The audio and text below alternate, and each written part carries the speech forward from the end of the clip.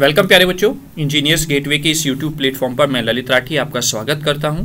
आशा और उम्मीद करता हूं कि आपका स्वास्थ्य ठीक होगा और आपकी पढ़ाई भी अब स्टार्ट हो गई होगी आपके कॉलेज में। जिन बच्चों ने नए सेशन 2023-24 में एडमिशन लिया है उनकी क्लासेस मुझे उम्मीद है सभी कॉलेजेस की स्टार्ट हो गई हैं।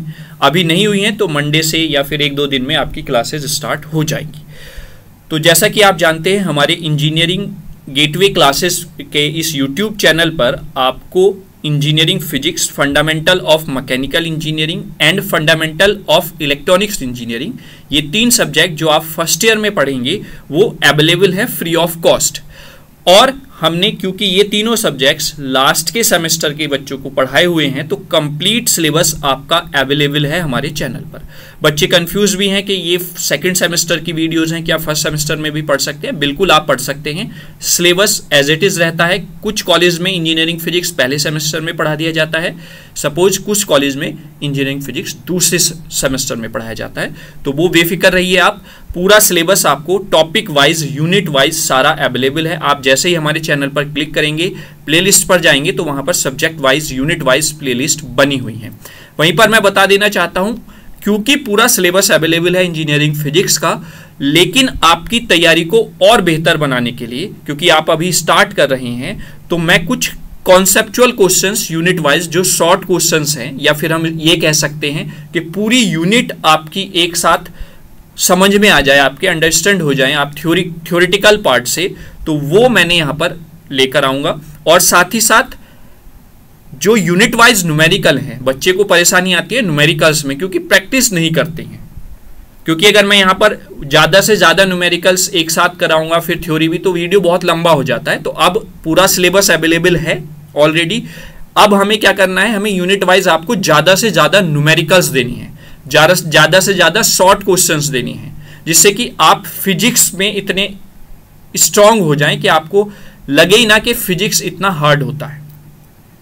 ठीक है, तो उसी चीज को ध्यान में रखते हुए अब जैसे कॉन्सेप्चुअल आज मैं कुछ क्वेश्चंस यहां पर प्रोवाइड कराने वाला हूं यूनिट फर्स्ट के, ऐसे ही आपको यूनिट फर्स्ट के जो ज़्यादा से ज़्यादा न्यूमेरिकल्स मुझे बुक्स में मिले हुए हैं, इधर अधर से मैंने कलेक्ट किए हैं, वो ज़्यादा से ज़्यादा न्यूमेरिकल्स मैं आपके सामने सॉल्व आउट यहाँ पर कराने की कोशिश करूँगा।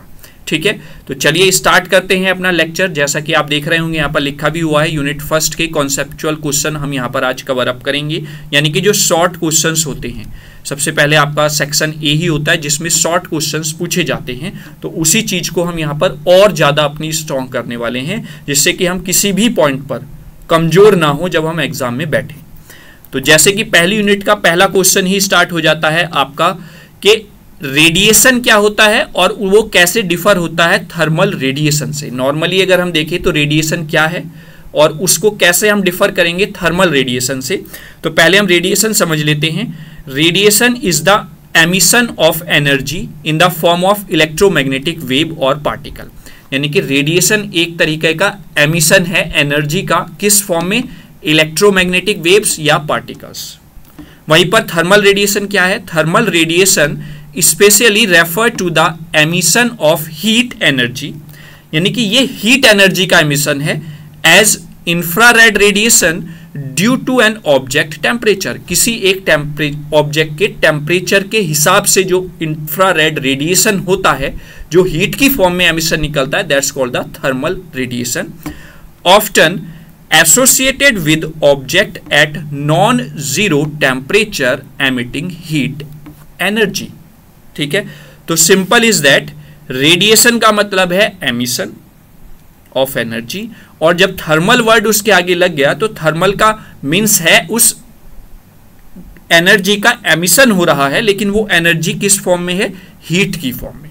बस ये सिंपल डिफरेंस है रेडिएशन और thermal radiation. Is that clear? और जब हीट जनरेट हो रही है, हीट एमिट हो रही है, तो हीट का मतलब किससे होता है? टेम्परेचर से। तो ये आपका डिफरेंस हो गया radiation and thermal radiation. Is that clear? I hope आपको क्लियर हुआ होगा। नेक्स्ट क्वेश्चन पर आते हैं। नेक्स्ट क्वेश्चन कह रहा है, इज थर्मल रेडिएशन विजिबल? क्या थर्मल रेडिएशन विजिबल होता है? तो चलिए देखते हैं क्या है इसका answer. Thermal radiation is typically not visible to the human eye because it primarily consist of infrared wavelength. Thermal radiation जो होता है हम नॉर्मली उसको ह्यूमन आइज मतलब जो हम नॉर्मल हमारी आइज हैं, जैसे हम चीजें देखते हैं, ऑब्जेक्ट्स को देखते हैं अपने रूम में अपने आसपास, वैसे हम नहीं देख पाते हैं। क्यों? क्योंकि वहां से जो रेडिएशन निकलता है, एमिट होता है, वो इंफ्रारेड वेवलेंथ का रेडिएशन एमिट होता है, इस वजह से हम नहीं देख पाते हैं। विच fall outside the visible spectrum, जो विजिबल स्पेक्ट्रम होता है, जिस स्पेक्ट्रम की वेवलेंथ को हम केवल देख सकते हैं, उस स्पेक्ट्रम से बाहर इंफ्रारेड वेवलेंथ की लाइट होती हैं, इस वजह से हम उसको नहीं देख पाते। जैसे आपने सुना होगा कि जो भूकंप होता है उससे पहले कुछ वेव्स जनरेट होती हैं जिनको हम नहीं सुन सकते। मछली सुन सकती है, वेल मछली, जब समुद्र में तूफान आने वाला होता है, या फिर जैसे कहते हैं कि डॉग्स को एहसास हो जाता है। तो इस तरीके से वो जो रेज होती हैं, वेव्स होती हैं, वो हमारी रेंज से बाहर हैं। वैसे ही यहाँ पर जो रेडिएशन निकलेगा, थर्मल रेडिएशन, उसमें जो वेवलेंथ की लाइट निकलती है वो हमारे विजिबल रेडिएशन से, विजिबल स्पेक्ट्रम से बाहर है, आउटसाइड है। इस वजह से हम थर्मल रेडिएशन को नहीं देख पाते हैं अपनी आई से। Is that clear? I hope thermal radiation क्यों विजिबल नहीं होता ये आपको क्लियर हुआ होगा। चलिए नेक्स्ट क्वेश्चन देखते हैं। नेक्स्ट क्वेश्चन कितना अच्छा है कि is the sun a black body, क्योंकि सन क्या है, हम कहते हैं कि जो सन से व्हाइट लाइट आ रही है वो सभी कलर्स को कंटेन करके चलती है।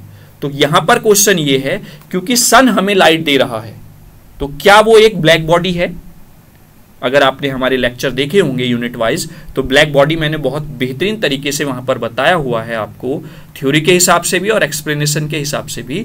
तो आपने अगर वो वीडियो देखी है तो क्या आप सन को ब्लैक बॉडी कहेंगे? तो चलिए देखते हैं। The sun is not a perfect black body, तो इसका मतलब कि सन ब्लैक बॉडी है लेकिन परफेक्ट नहीं है। और उसके साथ साथ अगर आपने वीडियो ध्यान से सुना होगा तो मैंने ये भी बताया था कि ब्लैक बॉडी कोई भी नेचर में परफेक्ट फॉर्म में अवेलेबल नहीं होती। ठीक है, तो आइए देखते हैं क्यों नहीं है perfect. But it is closely approximately one, लेकिन ये क्लोजली अप्रोक्सीमेट होता है ब्लैक बॉडी के। क्यों?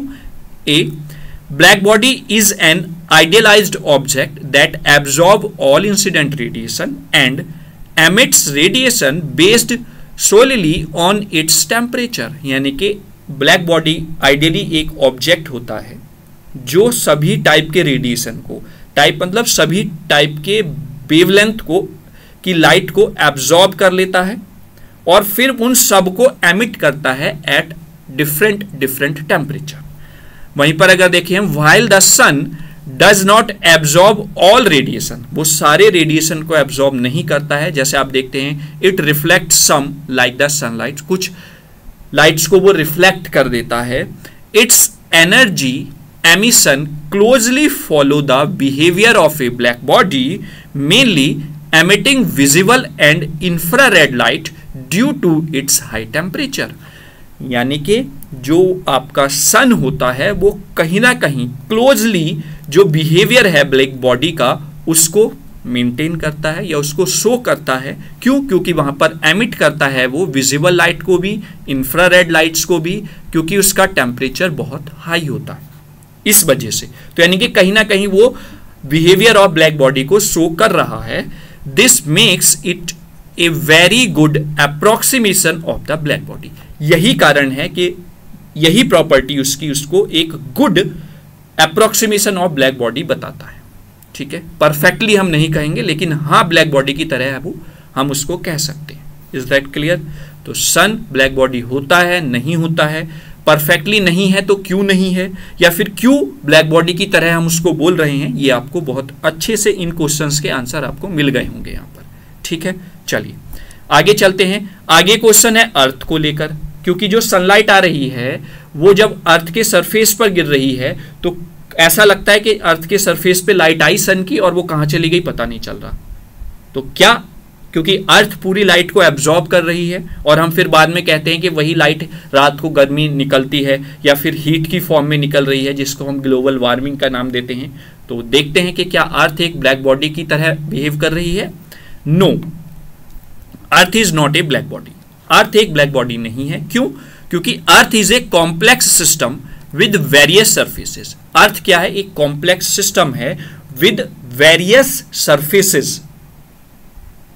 आपने सुना होगा कि first layer of earth, second, third, fourth, इस तरीके की लेयर्स से पूरा एक अर्थ बना हुआ है। उसके आगे कुछ डिफरेंट टाइप्स के मटेरियल्स भी अवेलेबल हैं एंड एटमॉस्फेरिक कंडीशंस भी डिफर होती हैं अर्थ पर।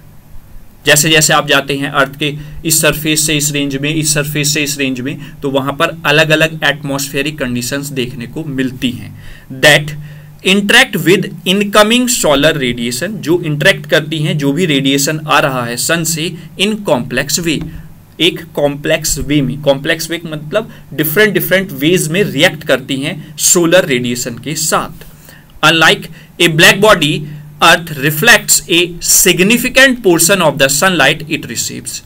वो कुछ बहुत सा सिग्निफिकेंट अमाउंट में जो सनलाइट आ रही है उसको रिफ्लेक्ट करती है, पर्टिकुलरली फ्रॉम इट्स लैंड, यानी कि उसके सरफेस से, water, ice surface and it's atmospheric scattering and absorb sunlights. ये सारे नेचर्स आप देखते हैं एनवायरमेंट में। जैसे ही सनलाइट आती है किसी ऑब्जेक्ट पर पड़ती है तो वो उससे रिफ्लेक्ट हो जाती है। कुछ ऑब्जेक्ट होते हैं कि वो उसको एब्जॉर्ब कर लेते हैं, है ना। तो ये सारे अलग अलग एक कॉम्प्लेक्स सिस्टम को शो कर रहा है। तो additionally earth's temperature is not uniform. आपने देखा होगा कि पृथ्वी पर अलग अलग जगह पर टेम्परेचर्स अलग अलग देखा जाता है। कहीं पर आपने देखा होगा ज़्यादा ठंड होती है, 12 महीने ठंडी ठंड रहती है।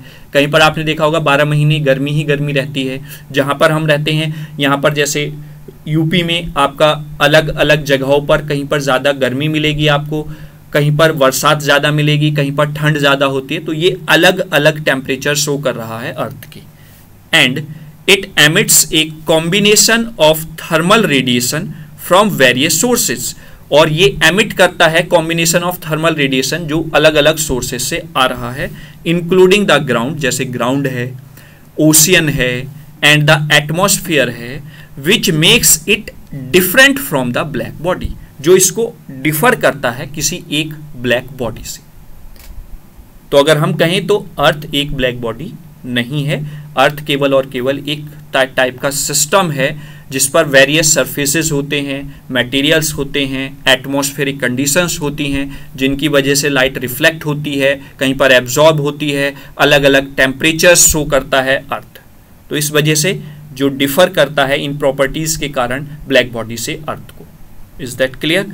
तो आई होप ये भी आपको बहुत अच्छे से क्लियर हुआ होगा। अब हम देखते हैं कि किरचॉफ्स लॉ क्या है थर्मोडायनामिक्स में।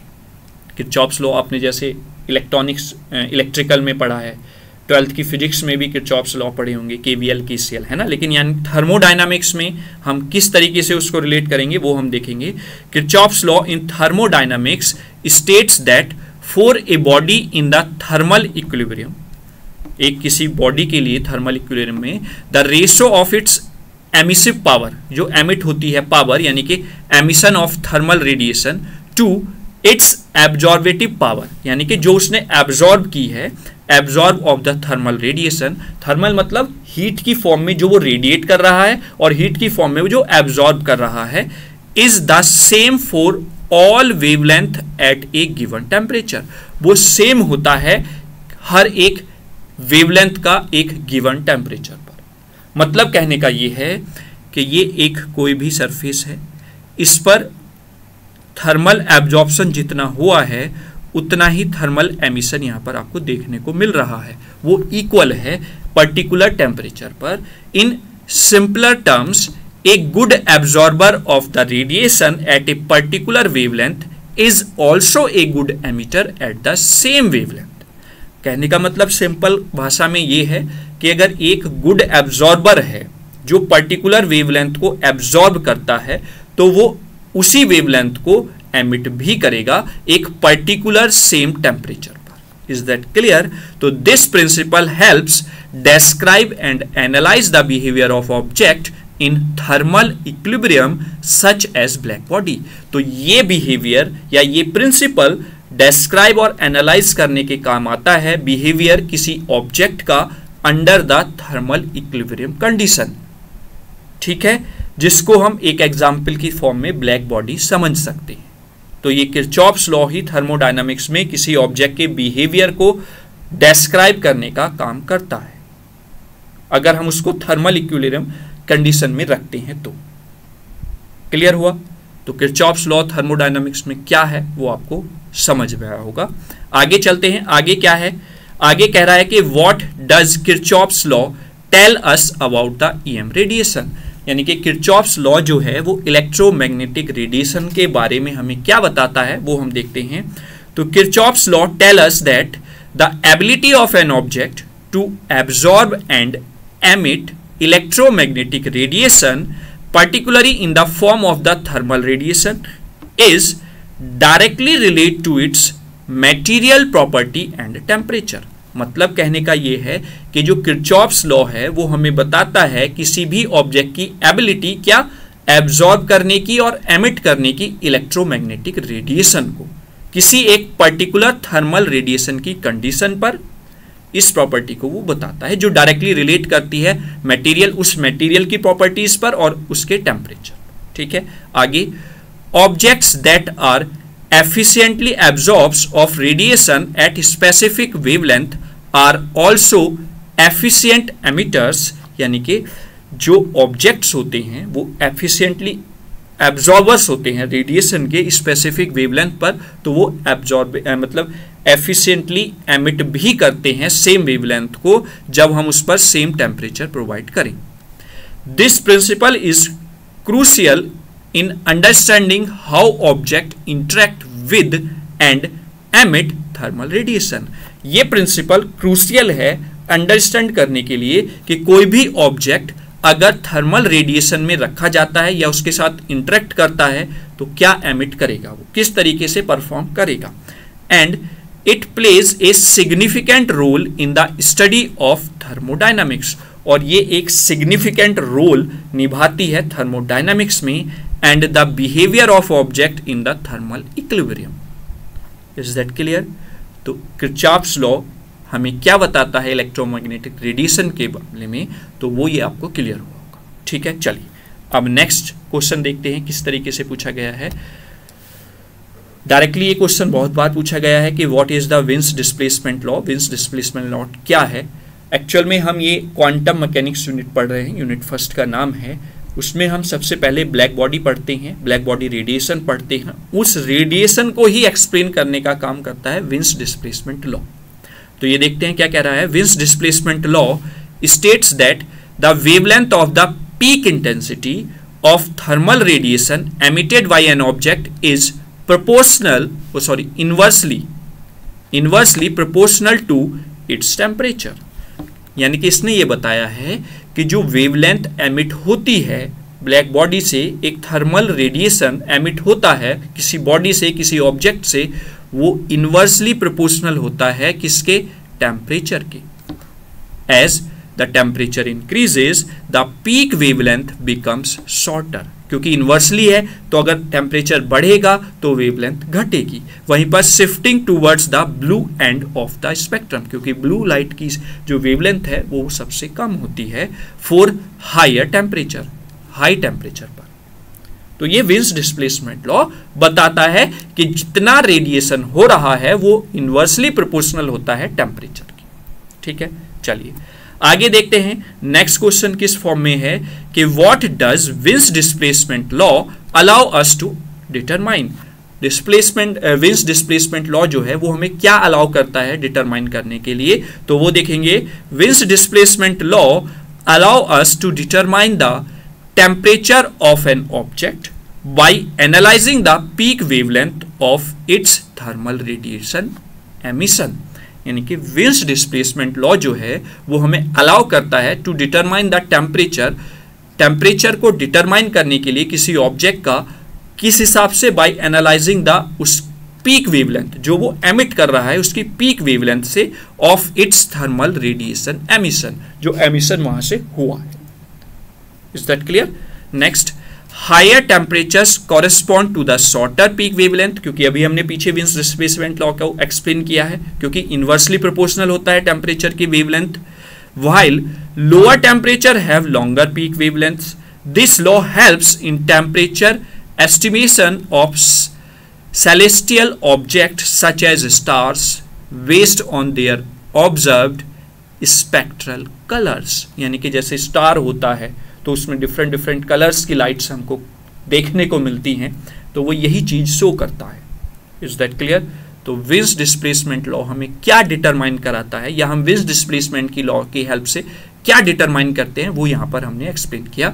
सिंपल भाषा में ये है कि टेम्परेचर डिटरमाइन होता है किसी एक ऑब्जेक्ट का, और वो हम उसके लिए हम एनालाइज करते हैं कि एक थर्मल रेडिएशन कितना हो रहा है, कितनी वेवलेंथ की लाइट वहां पर एमिट हो रही है, उसके हिसाब से।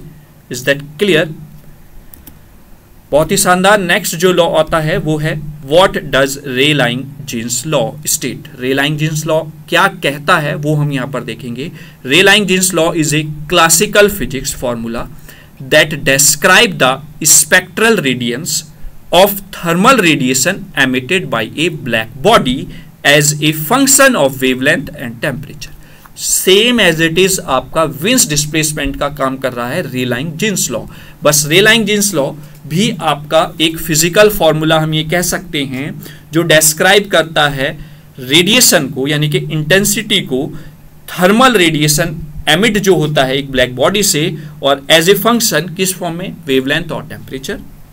It predicts that the radiated energy increases with both temperature and wavelength and approaches infinity as the wavelength approaches zero.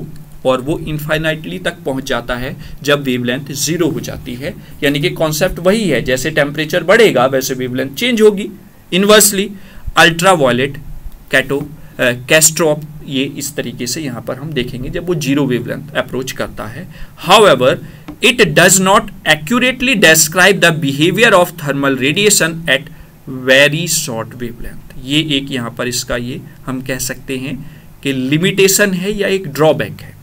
यानी कि जो रेलाइंग-जीन्स लॉ है वो जब हम बिहेवियर को मेजर करते हैं किसी एक ऑब्जेक्ट के वेरी शॉर्ट वेवलेंथ पर, तो वो फेल हो जाता है, वो एक्यूरेट रिजल्ट नहीं दे पाता है, which was resolve by the quantum mechanics based planks law. उसी के बाद, इस लॉ के बाद ही प्लैंक्स ने अपना लॉ दिया था to describe the behaviour of the object such as black body.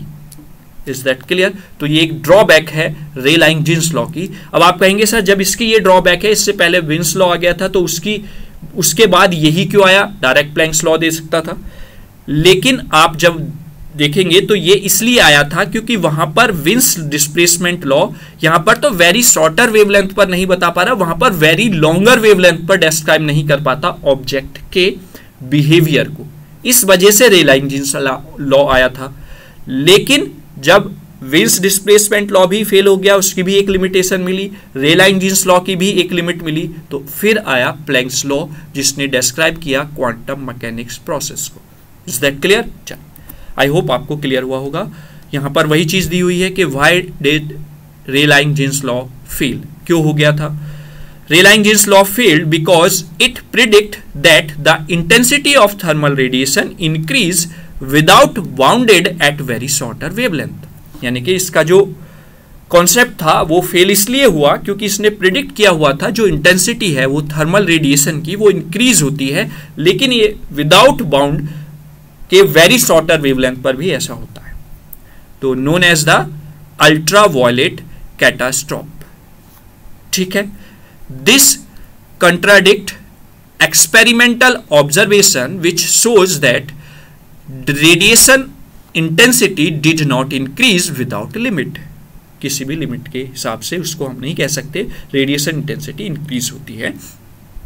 This failure of law played a pivotal role in the development of the quantum mechanics. लेकिन इस लॉ के फेल होने के बाद एक यहां पर इसने एक कहते हैं ना जैसे स्टार्टर का रोल अदा किया क्वांटम मैकेनिक्स के डेवलपमेंट में, leading to the Max Planck formula of Planck's law which accurately describe thermal radiation by introducing the concept of quantized energy level। quantized energy level को explain या introduce करने के लिए हम ये कह सकते हैं इसने एक तरीके से बेस का काम किया। ठीक है, तो यानी कि इसी से एक मैं आपको थोड़ा सा मोटिवेशनल बात बताना चाहूँगा कि अगर आप किसी चीज़ में फेल हो रहे हैं तो उसमें से निगेटिव चीज़ें ना निकाल कर आप पॉजिटिव निकालिए कि हाँ, हमने ये काम किया तो हमने इसमें से सही क्या सीखा, नया क्या सीखा। फेल हो गए वो अलग मैटर है, उस पर हमें नहीं ध्यान देना है। हमने या हमारे जीवन में इसको सीखने से नया क्या हुआ वो ढूंढो।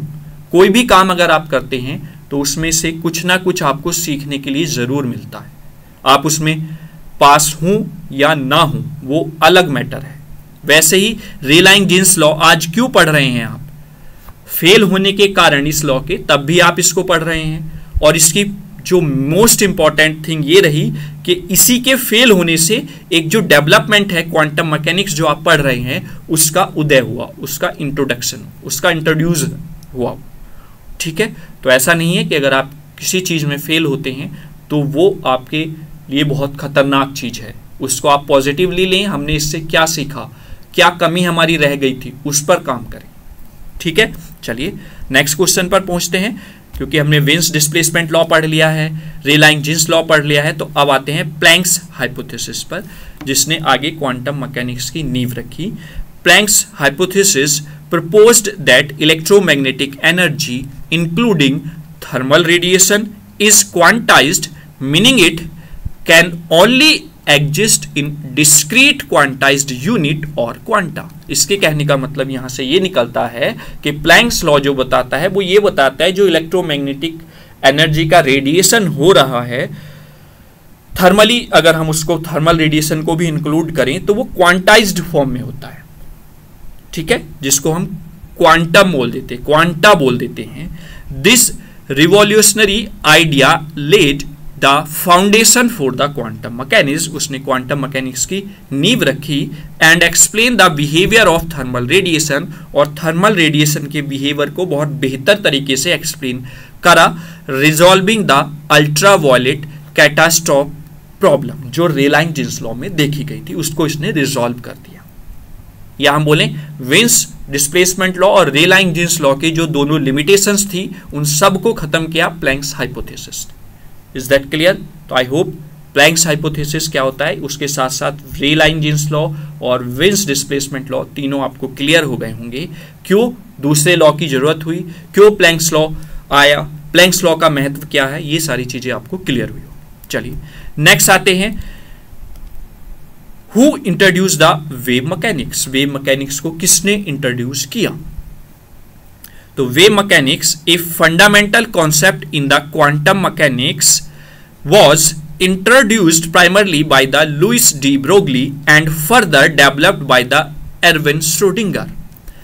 अगर हम कहें तो वेव मैकेनिक्स जो है वो एक फंडामेंटल जो कॉन्सेप्ट है हमारा क्वांटम मैकेनिक्स का, वो इंट्रोड्यूस किया था फर्स्टली डी ब्रोगली ने, उसके बाद इसका डेवलपमेंट जो किया वो एरविन श्रोडिंगर ने किया। यही हम इस यूनिट में पढ़ेंगे स्टेप बाय स्टेप। इसके बाद जब हम प्लैंक्स लॉ पढ़ते हैं तो हम पढ़ते हैं वेव मैकेनिक्स, यानी कि डी ब्रोगली का कॉन्सेप्ट क्या था, डी ब्रोगली ने क्या बताया, फिर उसके बाद जो डी ब्रोगली ने बताया उनको वेव की फॉर्म में मैथमेटिकली रिप्रेजेंट किया श्रोडिंगर ने। तो यही चीजें हमें यहाँ पर पढ़नी है। आगे देखें तो Louis de Broglie proposed that the wave particle duality concept. De Broglie ने जो दिया था वो वेव पार्टिकल का डबल कॉन्सेप्ट दिया था। उन्होंने सजेस्ट किया था that the particle like electrons exhibit both particle like and the wave like behaviour. यानी कि उन्होंने कोई भी पार्टिकल लिया, जैसे कि एग्जाम्पल ले हम इलेक्ट्रॉन का, तो इलेक्ट्रॉन एग्जिबिट करता है पार्टिकल के बिहेवियर को भी और वेव के बिहेवियर को भी। तो उसके बाद Schrodinger then formulate the Schrodinger equation. उसके बाद श्रोडिंगर ने श्रोडिंगर वेव इक्वेशन दी, फॉर्मूला उनका दिया, which describe how quantum waves function evolve over time and space. कैसे वो टाइम और स्पेस के साथ आगे बढ़ती हैं या इन्वॉल्वमेंट उनका रहता है। Providing A mathematical framework for the wave mechanics. कहने का मतलब ये है कि वेव मैकेनिक्स की थ्योरेटिकल फॉर्म दी डी ब्रोगली ने और उसको मैथमेटिकल फ्रेमवर्क दिया आपका एरविन श्रोडिंगर ने। ठीक है, तो ये था वेव मैकेनिक्स किसने इंट्रोड्यूस किया। चलिए आगे देखते हैं कि what is de Broglie theorem. De Broglie theorem क्या है ये हम यहां पर जानेंगे। तो de Broglie theorem based on wave particle duality, wave particle की ड्युअलिटी प्रॉपर्टी पर बेस्ड है, सजेस्टेड दैट द पार्टिकल, जैसे कि हम मान लें कि इलेक्ट्रॉन है वो एग्जिबिट करता है दोनों पार्टिकल के बिहेवियर को भी और as well as the wave behaviour, यानी कि उसकी प्रॉपर्टीज भी उसके अंदर होती हैं। It associates a wavelength lambda with a particle momentum p given by, अगर हम उसकी वेवलेंथ फाइंड आउट करें क्योंकि वो वेव नेचर भी दिखाता है तो वो वेवलेंथ हम फाइंड आउट करेंगे lambda equals to h upon p, और p क्या है उस वेव का मोमेंटम, और p इक्वल्स टू mv भी होता है, यानी कि उसका कुछ मास होगा पार्टिकल का और वो किस वेलोसिटी से मूव कर रहा है वो भी यहां पर होगा। कंडीशन यही है कि वो मूवमेंट में होना चाहिए पार्टिकल। h क्या है, प्लैंक्स कांस्टेंट है। This theorem helped explain the behavior of particle on the quantum level, यानी कि इसने, इस थ्योरी ने हेल्प किया पार्टिकल के बिहेवियर को एक्सप्लेन करने में, कहां पर, क्वांटम लेवल में। Is that clear. तो डी ब्रोगली थ्योरम क्या है वो आपको अच्छे से समझ में आ गई होगी। वहीं पर मैटर ए पार्टिकल और वेव अगर हम देखें तो क्या है, इज मैटर ए पार्टिकल और ए वेव, क्या है मैटर। तो देखेंगे मैटर वो वाला मैटर नहीं है कि क्या मैटर हो गया है, क्या लड़ाई हो रही है, वो वाला मैटर नहीं है यहाँ पर। अब हम यहाँ पर देखेंगे जो मैटर होता है वो पार्टिकल होता है या वेव होता है।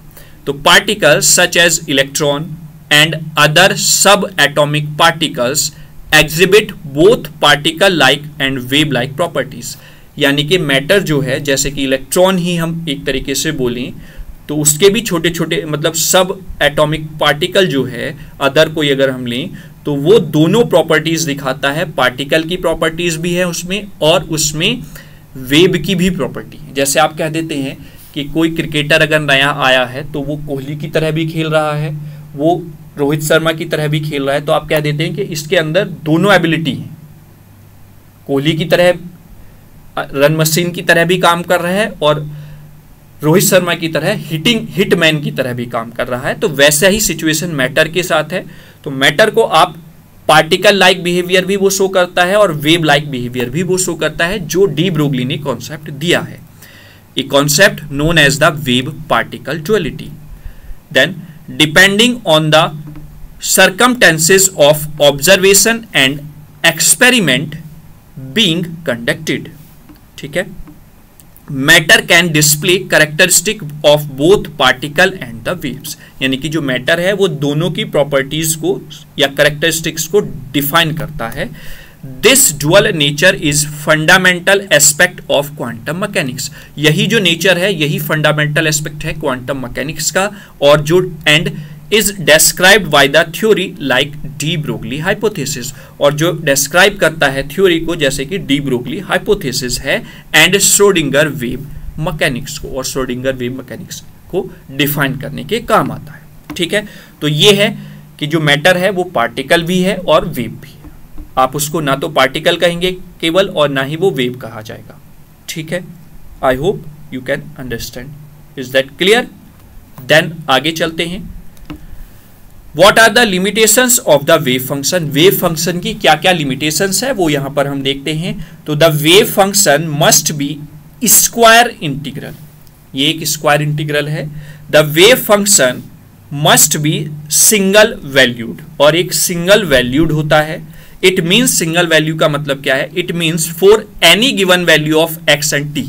इसका मतलब ये हुआ कि किसी एक गिवन वैल्यू पर एक्स की और टी की there should be a unique value, उसकी एक यूनिक वैल्यू होगी। जैसा कि यहां पर लिखा हुआ है वेव फंक्शन साई और उसके ब्रैकेट में लिखा हुआ एक्स टी। सपोज मैं यहां पर लिख देता हूं साई, एक्स की वैल्यू है 2 और टी की वैल्यू है 5, तो ये एक यूनिक वैल्यू यहां पर दे रहा है। वहीं पर अगर मैं यहां पर लिख दूं 3,7, तो यहां पर एक ये यूनिक वैल्यू दे रहा है। तो कहने का मतलब ये हुआ कि वेव फंक्शन की एक सिंगल वैल्यू होती है, या वो एक सिंगल वैल्यू को देता है एक पर्टिकुलर समय पर। So there is only a single value for the probability of the system being in a given state. एक गिवन स्टेट पर वो एक सिंगल वैल्यू को शो करता है। It must have a finite value और इट मस्ट बी नॉर्मलाइज्ड, यानी कि फाइनाइट वैल्यू या फिर इट मस्ट बी नॉर्मलाइज्ड, ये सिचुएशन यहां पर रहती है या ये लिमिटेशन है वेव फंक्शन की। आई होप यू कैन अंडरस्टैंड, आपको बहुत अच्छे से बहुत इजी लैंग्वेज में समझ में आ रहा होगा और इसका बेहतर रिजल्ट, देखिए मैटर तो आपको बहुत सारा मिल जाएगा लेकिन उसको पढ़ने की कला आपके अंदर होनी चाहिए, कैसे आपको पढ़ना है। अगर आप इसको यूनिट से पहले देखेंगे तो आपको ये चीजें रटनी पड़ेंगी, क्वेश्चंस की फॉर्म में आपको रटना पड़ेगा। और अगर आप यही वीडियो पूरी यूनिट टॉपिक वाइज देखकर फिर इसको देखेंगे, फिर देखना आपको कैसे समझ में आती हैं सारी चीजें।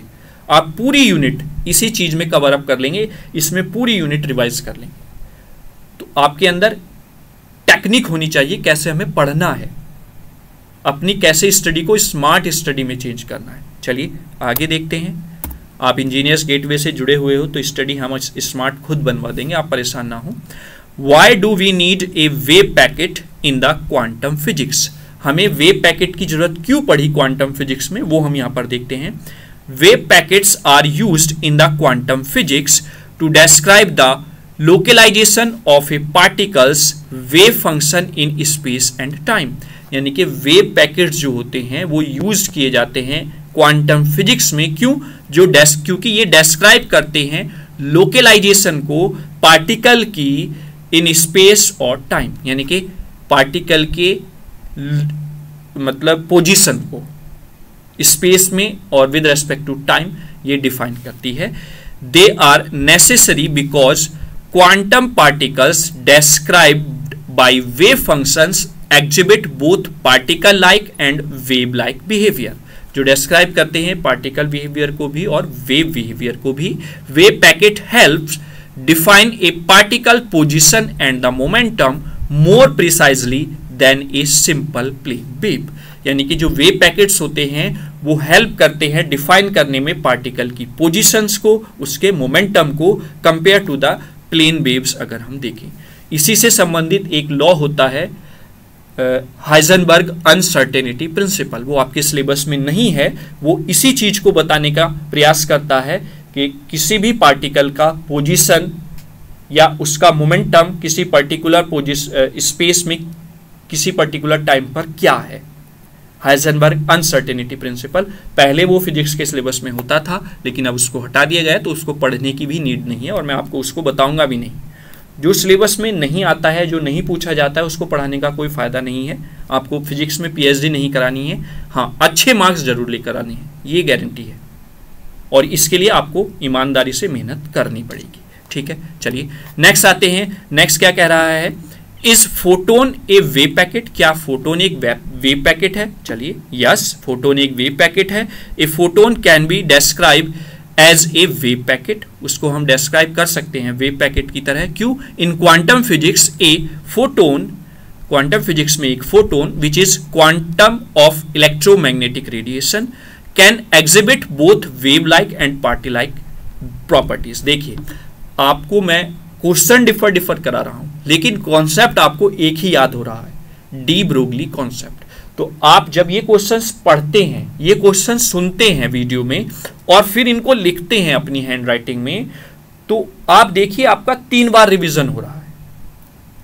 क्योंकि मैं हर क्वेश्चन में, जब आप देख रहे होंगे मेरे क्वेश्चंस का जो स्टैंडर्ड है, वो पहले हम क्वेश्चन को ले रहे हैं तो उसके बाद क्वेश्चन वो पहले को रिलेट कर रहा है, कहीं ना कहीं उसी चीज को डिस्क्राइब करता हुआ आ रहा है।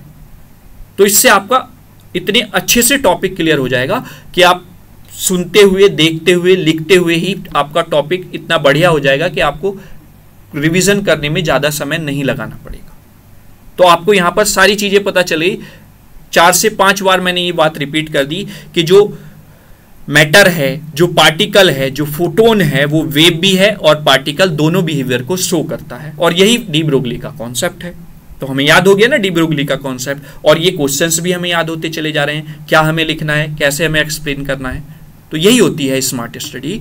When considered as a wave packet, it represent a localised finite duration disturbance in the electromagnetic field, वहीं पर helping to describe its position and momentum more precisely during the interaction. जो उसकी पोजीशन और उसके मोमेंटम को accurately describe करने में help करता है। तो ये हो गया आपका क्या फोटोन वेव पैकेट है, तो इसका आंसर हुआ यस। क्यों है वो एक्सप्लेनेशन आपको यहां पर मिल गई। ठीक है, तो आई होप आपको ये क्वेश्चन भी क्लियर हुआ होगा।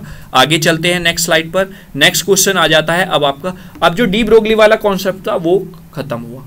अब नेक्स्ट क्वेश्चन आ गया है ग्रुप वेलोसिटी क्या होती है, what is group velocity of the wave packet. Wave packet की ग्रुप वेलोसिटी क्या है तो वो समझ लेते हैं।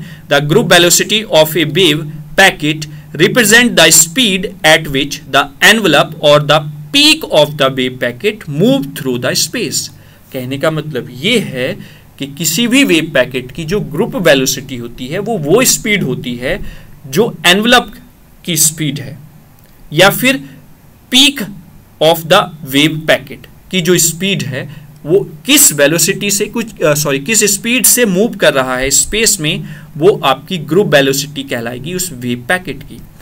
It's a measure of how quickly the information carried bye the wave packet. ये बताता है कि कितनी फास्ट इंफॉर्मेशन कैरी की जा रही है वेव पैकेट से, क्योंकि वेलोसिटी क्या है, जितनी ज्यादा होगी उतनी जल्दी से आपका ऑब्जेक्ट पहुंच जाएगा डेस्टिनेशन पर, है ना। Packet propagate in many cases the group velocity is associated with the motion of the particle. कुछ केसेस में जो ग्रुप वेलोसिटी होती है वो एसोसिएट करती है पार्टिकल के मोशन पर और disturbances in the wave packet, और वेव पैकेट में जो डिस्टर्बेंसेस हो रहे हैं उन पर। And it can differ from the phase velocity, और ये फेस वेलोसिटी से डिफर होती है। Which is the speed at which individual wave crest move, यानी कि जो एक स्पीड है वो इंडिविजुअली वेव के क्रेस्ट पर मूव होती है, किस पर क्रेस्ट मूव कर रहा है उस चीज से डिफाइन होती है। या सिंपल वर्ड में अगर मैं ग्रुप वेलोसिटी को बताऊं, जब आप 10 बंदे ग्रुप में जा रहे हैं तो आपकी अगर पूरी एक वेलोसिटी निकाली जाए, जैसे हम बोल देते हैं एवरेज वेलोसिटी, तो वो आप एक तरीके से उस ग्रुप की जो वेलोसिटी है वो आप ग्रुप वेलोसिटी कहेंगे। पर्टिकुलर पर्सन की जो वेलोसिटी होगी वो आपकी फेस वेलोसिटी कहलाएगी। ये हम डिफरेंस भी देखेंगे आगे फेस वेलोसिटी और ग्रुप वेलोसिटी में, लेकिन ये एक सिंपल समझने का तरीका है दोनों वेलोसिटी को, कंफ्यूज कुछ भी नहीं होना है। ठीक है, चलिए next question, what is the difference between the quantum and the photon. Photon और क्वांटम में क्या डिफरेंस है वो यहाँ पर देखेंगे। A photon has both wave like and particle like behaviour property, यानी कि देखो फिर से चीज मैंने आपको बताई यहाँ पर इस क्वेश्चन के माध्यम से, तो क्यों ना आपकी चीजें स्ट्रांग होंगी, इस वजह से आपकी चीजें बहुत ही ज्यादा स्ट्रांग बन जाएंगी। तो यानी कि जो फोटोन होता है वो वेव लाइक बिहेवियर और पार्टिकल लाइक दोनों प्रॉपर्टीज को दिखाता है, जबकि क्वांटम डज नॉट। क्वांटम ऐसा नहीं करता है। क्वांटम में क्या होता है, quantum can be compared to a measure of the quantity, वो एक मेजर क्वांटिटी है, but a photon is not about a measure of the quantity, वो एक मेजर ऑफ द क्वांटिटी नहीं होता है। यही डिफरेंस है between the quantum and the photon. Clear, चलिए नेक्स्ट क्वेश्चन देखते हैं। अब ये डिफरेंस है, कुछ पॉइंट्स है फेस वेलोसिटी और ग्रुप वेलोसिटी को डिफरेंशिएट करने के, तो थोड़ा सा आप यहाँ पर ध्यान देंगे। इधर मैंने ग्रुप वेलोसिटी के कुछ पॉइंट्स लिखे हुए हैं, सॉरी फेस वेलोसिटी के, और ये इधर ग्रुप वेलोसिटी को डिस्क्राइब किया गया है। तो पहले हम फेस वेलोसिटी के कुछ पॉइंट्स देख लेते हैं। Phase velocity refers to the speed at which the phase of the wave travel through space, यानी कि किस स्पीड से आपका उस वेव का फेस ट्रेवल कर रहा है स्पेस में, वो फेस वेलोसिटी कहलाएगी। It is the speed at which a specific point of the wave such as peak or trough moves forward, यानी कि किस पर्टिकुलर स्पीड पर स्पेसिफिक पॉइंट किसी भी वेव का आगे बढ़ रहा है वो फेस वेलोसिटी कहलाएगी।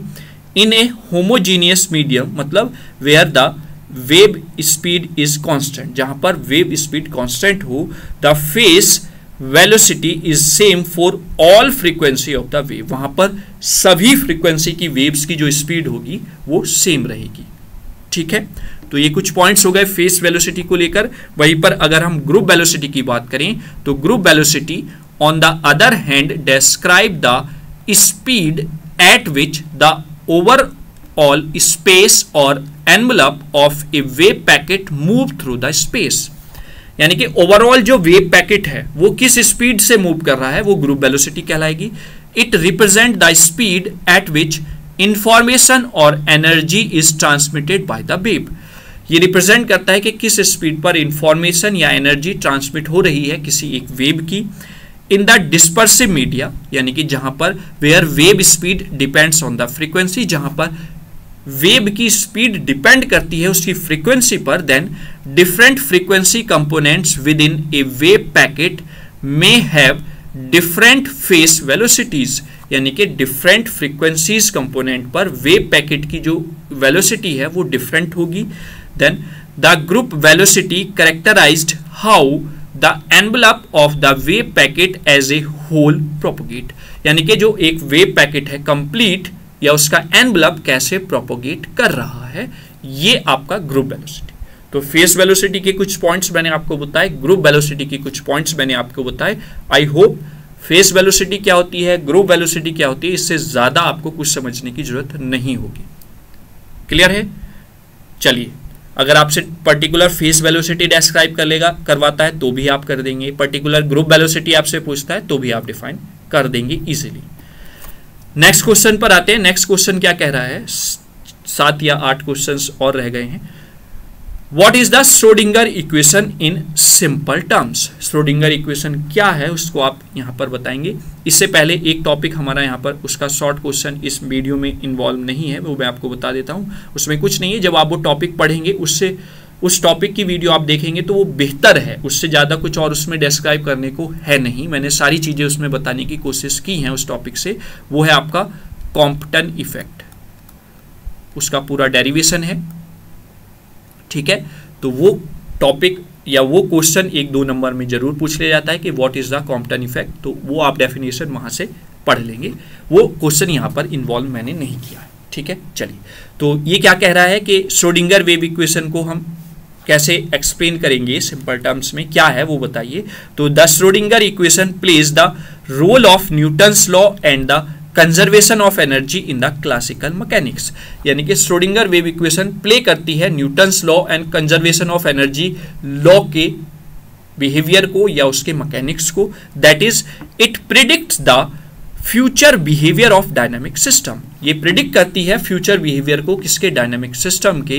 It is a wave equation, वो एक वेव इक्वेशन है in terms of the wave function की टर्म में, which predict analytically and precisely the property of event और आउटकम्स, जो एनालिटिकली या प्रिसाइजली प्रोबेबिलिटी को प्रिडिक्ट करती है इवेंट के या उसके आउटकम को, वो श्रोडिंगर वेव इक्वेशन है। या सिंपल वर्ड्स में अगर मैं आपको बताऊं तो श्रोडिंगर इक्वेशन आपकी जो वेव होती है या फिर मैटर वेव आप जिसको बोलते हैं, मैटर वेव जो पार्टिकल के मूवमेंट होने पर उसके साथ एसोसिएट होकर चलती है, उसका मैथमेटिकल एक्सप्लेनेशन देती है श्रोडिंगर वेव इक्वेशन। ये सबसे इजी वे में है, तो आपको जो अच्छा लगे वो आप एग्जाम में लिख सकते हैं, ठीक है। चलिए, नेक्स्ट क्वेश्चन कि what is the application of the Schrodinger wave equation, की एप्लीकेशन क्या है, वो यहां पर 2-3 पॉइंट्स देख लेते हैं। It is the basic of the wave mechanics, ये वेव मैकेनिक्स का बेसिक बताती है या उसका बेसिक है। जैसा हमने पढ़ा था कि वेव मैकेनिक्स को किसने इंट्रोड्यूस किया, वहां पर आपने नाम सुना था एरविन श्रोडिंगर का। तो ये एक बेसिक है वेव मैकेनिक्स का। It help in studying the structure of the atom, ये स्ट्रक्चर ऑफ एटम को एक्सप्लेन करने में हेल्प करती है या उसको स्टडी करने में हेल्प करती है। It shows the entire wave like properties of matter, ये शो करती है एंटायर प्रॉपर्टीज किसकी, मैटर की, जो वेव की तरह होती, ठीक है। तो ये एप्लीकेशन हो गई श्रोडिंगर वेव इक्वेशन की। चलिए नेक्स्ट क्वेश्चन पर आते हैं। नेक्स्ट क्वेश्चन क्या कह रहा है, what is the wave particle duality. देखिए फिर वही क्वेश्चन डी ब्रोगली वाला है, लेकिन इस फॉर्म में पूछ लिया गया है कि वेव पार्टिकल ड्युअलिटी क्या होती है, ये बताइए। तो wave particle duality is a fundamental concept in quantum mechanics which is the branch of physics, जो फिजिक्स की ब्रांच है, that deal with the behaviour of very small particles like the electron and photons. Wave particle duality जो है वो एक fundamental concept है quantum mechanics में, जो ब्रांच है फिजिक्स की और जो डील करती है बिहेवियर को एक्सप्लेन करने में स्मॉल पार्टिकल्स के, जैसे कि इलेक्ट्रॉन, जैसे कि photon. It suggest that these particles can exhibit both wave like and particle like properties depending on how they are observed और मेजर्ड। यानी कि कैसे वो ऑब्जर्व किए जाते हैं, कैसे वो मेजर किए जाते हैं, ये सारी चीजें यहां पर ये दिखाता है। इन सिंपल टर्म्स 2 नंबर के लिए इनफ है, आप इतना एक्सप्लेन कीजिए या नीचे वाली एक्सप्लेन कर दीजिए डेफिनेशन।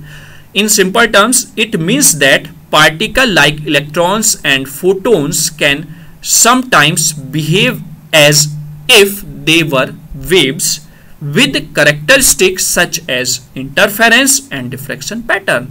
यानी कि हम कहें तो पार्टिकल जैसे कि इलेक्ट्रॉन या फोटोन है, वो कभी कभी बिहेव करता है वेव्स की तरह, उसकी कैरेक्टरिस्टिक्स को शो करता है, जैसे इंटरफेरेंस पैटर्न बताता है, डिफ्रैक्शन पैटर्न को बताता है, तो ये वेव के बिहेवियर को बता रहा है। Eight other times they can behave like the discrete particles with specific position and momentum. Momentum या मोमेंटा आप बोल सकते हैं, ठीक है। लेकिन कुछ टाइम पर वो बिहेव करता है पार्टिकल की तरह, जो बताता है स्पेसिफिक पोजिशन या मोमेंटम को, ठीक है।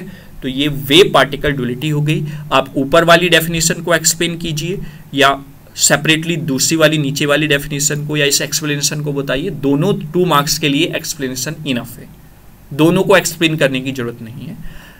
देखो, हमारा जो मकसद है आप तक चीजें ज्यादा डिलीवर करने का है, जिस तरीके से आपको समझ में बेहतर आ जाए वो हमारे लिए बेनिफिशियल है।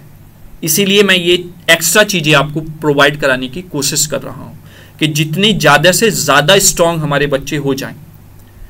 प्रैक्टिस करें, वीडियो को सुनें, अपने हैंड रिटन नोट्स प्रिपेयर करें। नोट्स ये भी आपको एज इट इज मिल जाएंगे, लेकिन मैं बार बार बेटा आपको बताता हूं, सेपरेट वीडियो भी मैंने एक इस पर बनाई हुई है। जो ताकत अपने नोट्स में होती है वो किसी भी नोट्स में उतनी ताकत नहीं होती है। आप कितने भी बेहतर से बेहतर टीचर से, कितने भी बेहतर से बेहतर स्टूडेंट्स के नोट्स ले लीजिए, कोई फायदा नहीं जब तक आप उस पर काम नहीं करेंगे। ये एक सच्चाई है। आप चाहे मेरे पर्टिकुलर इंजीनियरिंग फिजिक्स सब्जेक्ट पर इस बात पर अमल करके, इस बात पर काम करके देख लेना, रिजल्ट आपको एग्जाम में देखने को मिल जाएगा। एग्जाम तो बहुत दूर है, जब आप अपने सेशनल, आप अपने सीटी, आप अपने पीयूटी देंगे, इन 3 फेजेस को आप फेस करेंगे अपने कॉलेज में ही, तभी आप खुद एनालाइज कर पाएंगे जो सर ने बताया था वो सही है या नहीं, ठीक है। नोट्स अपने से ज्यादा किसी के बेहतर नहीं हो सकते। क्लियर हुआ? चलिए आगे आते हैं। आगे डी ब्रोगली कॉन्सेप्ट क्या है मैटर वेव का, वो what is the de Broglie matter wave क्या है वो हम यहां पर बताते हैं। De Broglie matter wave proposed by the Louis de Broglie in 1924 is a fundamental concept in the quantum mechanics. एक फंडामेंटल कॉन्सेप्ट है क्वांटम मैकेनिक्स में। It suggest that particles such as electron and other small objects have both particle like and wave like characteristics. उस पे दोनों characteristic मिलती हैं। De Broglie idea is summarised bye the de Broglie wavelength. इस idea को summarise कर देता है आपका D Broglie wavelength, which associate A wavelength with any moving particle. किसी एक पर्टिकुलर मूविंग पार्टिकल के साथ जो वेवलेंथ एसोसिएट हो रही है वही इसको डिस्क्राइब कर रही है। The formula of de Broglie wavelength is that, हमने पीछे भी बताया, lambda equals to h upon p, p momentum है और p इक्वल्स टू mb होता है। इसका मतलब ये है कि जो मैटर वेव है वो तभी होगी जब v की वैल्यू ग्रेटर देन 0 से होगी, यानी कि 0 ना हो, ठीक है। लैम्डा क्या है? डी ब्रोगली वेवलेंथ है यहाँ पर, h क्या है? प्लैंक्स कांस्टेंट है, और p क्या है? मोमेंटम ऑफ द पार्टिकल है, ठीक है। तो आई होप अगर इस तरीके से क्वेश्चन आपसे पूछा जाता है तो आप बहुत ही शानदार तरीके से एक्सप्लेन कर पाएंगे। चलिए नेक्स्ट आते हैं। नेक्स्ट क्वेश्चन क्या कह रहा है कि what is the difference between the matter wave and the electromagnetic wave. Matter wave में और इलेक्ट्रोमैग्नेटिक वेव जो होती है उनमें डिफरेंस क्या है वो हम यहाँ पर समझने की कोशिश करेंगे। Matter waves are associated with wave like behaviour of particle such as electron and are describe by the de Broglie wavelength.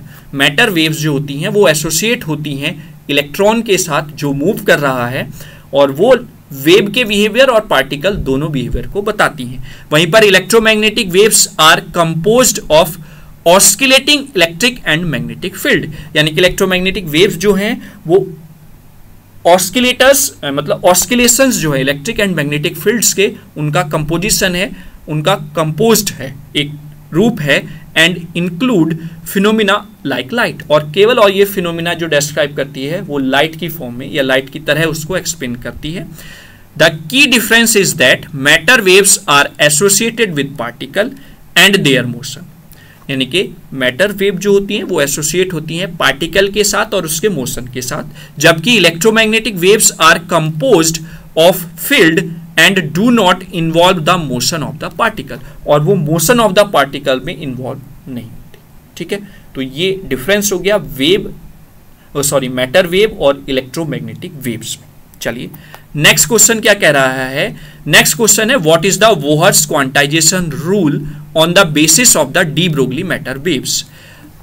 अभी एक दो दिन में आपके इलेक्ट्रॉनिक्स की जो पहली यूनिट है उसकी वीडियो भी आपको देखने को मिलेंगी वहां पर, या जब आप अगर इस वीडियो को बाद में देख रहे होंगे हमारे पब्लिश करने के, तो इलेक्ट्रॉनिक्स की एक प्लेलिस्ट बनेगी यूनिट फर्स्ट की, वहां पर हम वोहर्स मॉडल को एक्सप्लेन करेंगे जो बताता है एनर्जी लेवल्स को।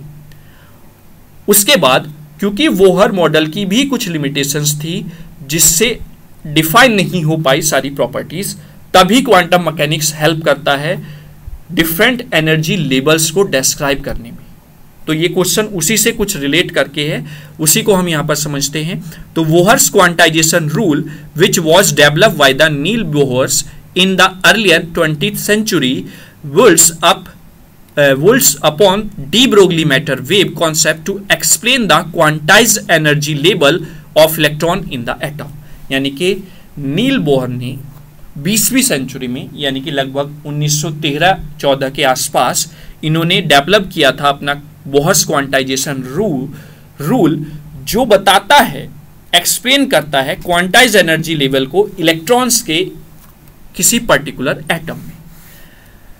Bohr proposed that electrons in the atom can only exist in certain specific energy levels or orbit। उन्होंने बताया कि जो इलेक्ट्रॉन है किसी एटम में वो एग्जिस्ट करता है किसी एक स्पेसिफिक एनर्जी लेवल पर, जिसको हम ऑर्बिट बोलते हैं।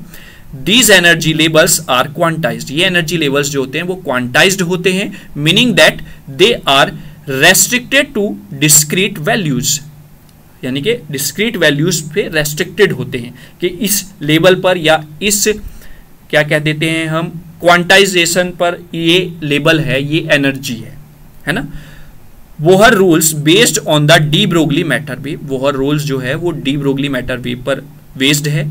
States that the angular momentum, जिसको एल से यहां पर डिनोट किया गया है, of an electron in A orbit is quantized and is given by, और ये क्वांटाइज्ड है एक ऑर्बिट में जिसको हम डिस्क्राइब कर पाएंगे L equals to n into h upon 2π। ये फॉर्मूला यहाँ पर दिया हुआ है। तो आई होप ये आपको क्लियर हुआ होगा। क्वेश्चन सिंपल यही था कि वोहर्स क्वांटाइजेशन रूल क्या है on the basis of the de Broglie matter wave. तो ये आपको यहाँ पर अच्छे से मैंने एक्सप्लेन करने की कोशिश की है। बोहर मॉडल भी आपको यहाँ पर थोड़ा सा समझ में आया होगा, बोहर मॉडल क्या बताता है। ठीक है, तो चलिए नेक्स्ट क्वेश्चन पर चलते हैं, और आई थिंक ये लास्ट क्वेश्चन है हमारी इस वीडियो का, और पहली यूनिट के कुछ जो कॉन्सेप्चुअल टाइप क्वेश्चंस 2 नंबर में पूछे जाते हैं उनसे संबंधित, या फिर अगर एग्जाम में भी ना पूछे जाएं तो जब आपका प्रैक्टिकल होता है फिजिक्स का तो उसमें ये क्वेश्चंस बहुत काम आपके आएंगे, जो क्वेश्चंस आपसे पूछे जाते हैं फिजिक्स से रिलेटेड, क्योंकि आपसे वहां पर डेरिवेशन तो कोई कराया नहीं जाएगा, आपका जो एक्सपेरिमेंट आपने परफॉर्म किया है उससे रिलेटेड क्वेश्चन होते हैं, या फिर आपके फिजिक्स से रिलेटेड। तो यहाँ ये क्वेश्चंस आपको वहां पर भी बहुत ज़्यादा हेल्प करने वाले हैं। तो what do you mean by the eigen values and eigen function, ये लास्ट टॉपिक आप यूनिट के एंड में पढ़ते हैं। तो वहाँ से 2 नंबर में किस तरीके से क्वेश्चन पूछ लिया जाता है वो यहाँ पर आपको मैं एक्सप्लेन करूँगा। आइगन वैल्यू वो पूछ सकता है, आइगन फंक्शन वो पूछ सकता है। तो पहले हम आइगन वैल्यूज देखते हैं क्या है। In the context of quantum mechanics, eigenvalues represent the possible outcome of measurement of observable properties of the quantum system, such as energy हो गई, angular momentum हो गया, या उसकी position हो गई। तो eigenvalues represent करती हैं possible outcome measurement जो ऑब्जर्वेबल प्रॉपर्टीज है क्वांटम सिस्टम में, जैसे कि एनर्जी की, एंगुलर मोमेंटम या पोजीशन, ठीक है। When you perform a measurement in on quantum system, the result you obtain is one of the eigen value, यानी कि जब आप कोई भी परफॉर्म करते हैं मेजरमेंट क्वांटम सिस्टम में, तो आपको इनमें से ही एक चीज मिलती है जिसको हम आइगन वैल्यू कहते हैं, associated with the corresponding observable, उसके साथ एसोसिएट होती है जो आपने ऑब्जर्व किया है। वहीं पर आइगन फंक्शन क्या है?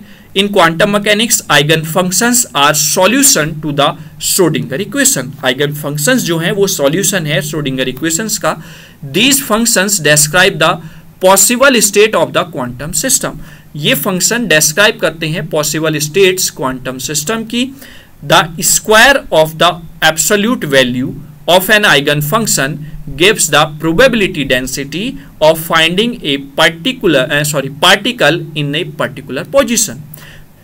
ये आइगन फंक्शंस हेल्प करते हैं प्रोबेबिलिटी डेंसिटी क्या फाइंड करने की पार्टिकल का किसी एक पर्टिकुलर पोजीशन पर। Eigen functions are often represented by the wave functions and they correspond to the specific states of the system. तो ये आपका आइगन फंक्शन हो जाता है। तो आई थिंक हाँ, ये लास्ट क्वेश्चन था। तो मैं आशा और उम्मीद करता हूं कि आपको ये लेक्चर बहुत अच्छा लगा होगा, और बेहतर आपको तब लगेगा अगर आप पूरी यूनिट की टॉपिक वाइज वीडियोस देखकर इस वीडियो को देखेंगे। तो तब आप देखना कि कितना बेहतर आपको ये चीज़ें लगेंगी, कैसा आपको स्ट्रांगनेस अपने अंदर कॉन्फिडेंस फील होगा कि हाँ हमारी फिजिक्स स्ट्रांग होती जा रही है। ठीक है, अगर कोई भी समस्या किसी भी क्वेश्चन से रिलेटेड है तो आप कमेंट बॉक्स में कमेंट जरूर करें। ये आप कह सकते हैं कि एक कलेक्शन ऑफ यूनिट फर्स्ट के जो क्वेश्चंस हैं उनका था। इसके साथ साथ जब मैंने सेमेस्टर के एंड ऑफ एग्जाम के टाइम पर पढ़ाया हुआ है तो वहाँ पर भी मैंने यूनिवर्सिटी के प्रीवियस ईयर्स में आए हुए क्वेश्चंस इस यूनिट से कौन कौन से थे वो मैंने उस वीडियो में बताए हुए हैं। कुछ एक्स्ट्रा क्वेश्चंस मैंने ऑलरेडी पहले भी कराए हुए हैं। तो मैटर इतना सारा क्वेश्चंस के फॉर्म में आपके पास पहुंच जाएगा कि किसी भी पॉइंट पर आपको ये नहीं लगेगा कि हमें मैटर बेहतर नहीं मिला है या हमारी तैयारी बेहतर नहीं है। आपकी तैयारी बहुत बेहतर लेवल की होने वाली है। अब बस आप ईमानदारी से एक एक दिन करके टारगेट बना लीजिए, मुझे 1 से 2 वीडियोस अपनी हर सब्जेक्ट की देखनी है। 3 सब्जेक्ट आपके यहाँ पर अवेलेबल हैं। फंडामेंटल ऑफ इलेक्ट्रॉनिक्स इंजीनियरिंग की यूनिट नंबर 4 और यूनिट नंबर 5 ही अवेलेबल है हमारे यूट्यूब चैनल पर। फर्स्ट यूनिट इस बार मैं आपको प्रोवाइड कराऊंगा, तो उस सब्जेक्ट की 3 यूनिट्स आपको मिल जाएंगी। Otherwise fundamental of mechanical engineering और इंजीनियरिंग फिजिक्स की कंप्लीट 5 की 5 unit with topic wise syllabus के अकॉर्डिंग आपको हमारे चैनल पर मिल जाएंगी विदाउट एनी कॉस्ट। और इलेक्ट्रॉनिक्स की जो 4th और 5th यूनिट है वो इतनी ईजी हैं और इतनी वैल्यूबल हैं आपके एग्जाम के लिए कि आप अगर इन 2 यूनिट को ही कर जाते हैं तो आप 70 में से 30+ मार्क्स अचीव कर सकते हैं। अगर आप पेपर उठाकर देखेंगे तो लगभग 30+ मार्क्स का इन दोनों यूनिट से ही पूछा जाता है। और आपकी फर्स्ट यूनिट और मैं यहाँ पर कवर अप करा दूंगा, तो 3 यूनिट आपकी बेहतर तरीके से बहुत अच्छी हो जाएंगी। बस ईमानदारी से आप पढ़ते रहिए। ये तीनों सब्जेक्ट की गारंटी है, कहीं पे कोई समस्या आपको देखने को नहीं मिलेगी। कोई भी समस्या किसी से भी रिलेटेड आपकी है तो आप कमेंट बॉक्स में ज़रूर कमेंट करें। जितना हमसे हो सकता है उसका सॉल्यूशन और अच्छा बेहतर मटेरियल आपको प्रोवाइड करने की कोशिश।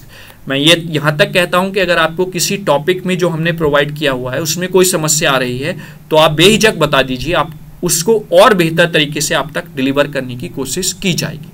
लेकिन ईमानदारी आपको दिखानी होगी, पढ़ना आपको पड़ेगा, मेहनत आपको करनी पड़ेगी। अभी से आप जुट जाइए क्योंकि अभी आपका सेमेस्टर स्टार्ट हो रहा है। समय बहुत है, 3 से 4 महीने आपको मिलते हैं एक सेमेस्टर में स्टडी करने के, तो समय की कमी नहीं है। इस समय का यूटिलाइज अगर अभी से करते हुए चलेंगे, अदरवाइज टाइम निकलता चला जाएगा, सिलेबस का बर्डन बढ़ता चला जाएगा। ठीक है, चलिए, थैंक यू सो मच। और हाँ, ज़्यादा से ज़्यादा हमारे चैनल को शेयर करें जिससे कि सभी बच्चे इस मैटर का लाभ उठा सकें और एग्ज़ाम में बेहतर परफॉर्म कर सकें।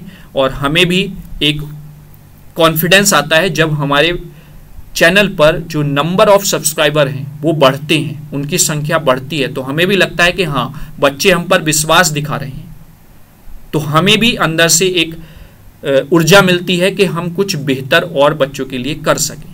तो ये आप पर डिपेंड है, ये आपका काम है। तो चलिए, जय हिंद, जय भारत।